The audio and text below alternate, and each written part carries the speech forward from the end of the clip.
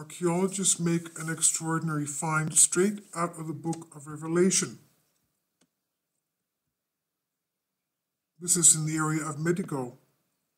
We're speaking of an elite family burial because of the monumentality of the structure, the rich finds, and because of the fact that the burial is located in close proximity to a royal palace, the royal palace. It's a once-in-a-lifetime find of biblical proportions. Archaeologists discovered a burial chamber in the ancient Canaanite city-state of Megiddo. According to National Geographic, archaeologists stumbled upon a 3,600-year-old burial chamber. We're talking about 1,600 BC. That's way before the kingdom, for example, of Saul, which has the possibility of offering clues into the royal dynasty that ruled the southern regions of Haifa, that's North Israel, before Egypt's conquering of the land in the 15th century BC. The site itself was witness to numerous battles that would decide the fate of history, and it earned the name Armageddon, as it's mentioned in the Bible book of Revelation, Revelation 16:16, derived from Har Megiddo, or Hill of Megiddo. The magnificent and untouched find that left the discoverers stunned. It was part of a much larger site of Megiddo, which for 5 millennia, that's 3000 BC to 1918, dominated a strategic pass on both popular international military and, of course, trade routes. In what was the earliest recorded battle of the ancient Near East, Egyptian forces at the service of Pharaoh Thutmose III had besieged Megiddo, and after several months conquered the fortified city and incorporated Canaan as a province of the Pharaoh's empire.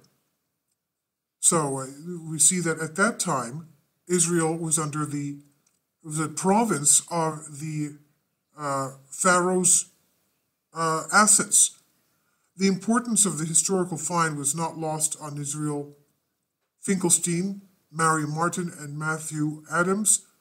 They've been all conducting excavations in Megiddo for over 2 decades, and had first discovered a subterranean corridor close to the Bronze Age palaces within the area 2 years ago, in 2016. The corridor leads to a burial chamber, and it contains the remains of 3 figures, a man, a woman, and a child. They were adorned with numerous elaborately detailed gold and silver jewelry. The man had reportedly been crowned with a gold diadem, which suggested to the archaeologists a high level of skill and artistry that went into supplying the wealth with such jewels. Finkelstein explained, "We are speaking of an elite family burial because of the monumentality of the structure, the rich finds, and because of the fact that the burial is located in close proximity to the royal palace." The archaeologists added that other human remains had also been interred in the tomb sometime earlier, which would have followed the practice of the region's ancient funerary rites. There's been a DNA study carried out on these 3 corpses.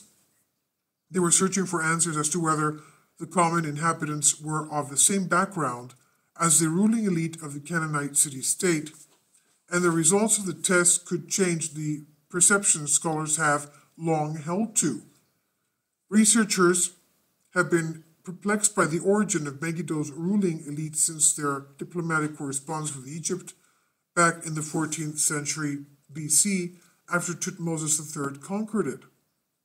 Studies revealed that the king of Megiddo during that time did not actually have a traditional Canaanite Semitic name, but rather one that was Hurian Biridia. Perceptions of the Canaan population were long believed to be the Hurrians, were of roving mountain people emerging somewhere between the 4th and 3rd millennium BC, before they settled and adopted cuneiform as their script. These new excavations, however, reveal a more advanced culture with a language distinct to them and a belief system that may have been a key player in shaping what would become the first cities of the Near East and effectively running the Canaanite city-states. Archaeologists also suggest it may be changed the perception of the people of Canaan itself. Finkelstein said, these studies have the potential to revolutionize what we know now about the population of Canaan before the rise of the world of the Bible. Well, we know from the Bible, the ancient, the Old Testament, that the people from Crete, the Cretans, they were considered Phoenicians, lived in Canaan. That's from my reading of the Old Testament, of course.